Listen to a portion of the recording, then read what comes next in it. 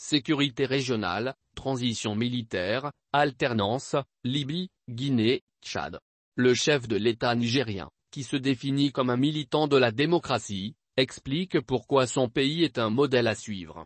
7 mois après son investiture, Mohamed Bazoum, 61 ans, continue de surfer sur un état de grâce que ce vétéran de la scène politique nigérienne sait éphémère, mais dont il profite pour poser les 3 principaux jalons de son quinquennat: sécurité, éducation, agriculture. Un triptyque pour la réalisation duquel une prolongation du climat actuel de relative paix politique et sociale ne serait, il est vrai, pas de trop, tant celui qui se définit comme un militant de la démocratie et que son homologue français Emmanuel Macron cite volontiers en exemple de bonne gouvernance fait face à des défis impressionnants. Certes, en se faisant élire, en février dernier, avec 55,6% des voix, Mohamed Bazoum a remporté le premier de ses paris.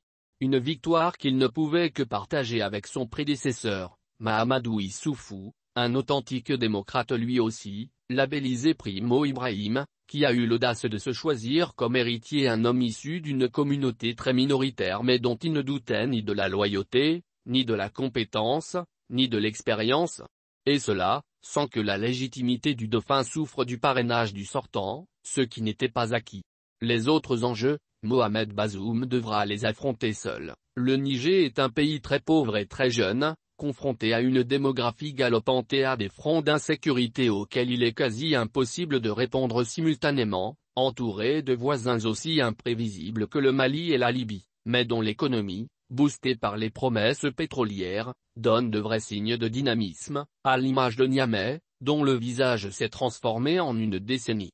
Tôt le matin, le 10e chef de l'État de l'histoire du Niger indépendant quitte sa résidence au Mur-Ocre, entouré d'un petit parc où s'ébattent gazelles, oies, paons et tortues quadragénaires, pour gagner ses bureaux de la présidence immaculée, à 5 minutes de distance.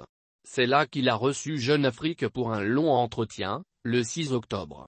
Jeune Afrique, la situation sécuritaire est au cœur de votre début de mandat.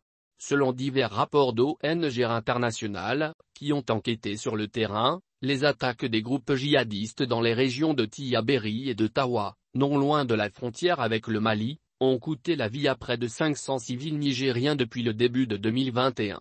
Le nord de Niamey serait-il une zone de guerre? Mohamed Bazoum, c'est une zone directement affectée par les agissements des terroristes, vols de bétail, agressions de populations éloignées de nos forces de défense, tueries de groupes,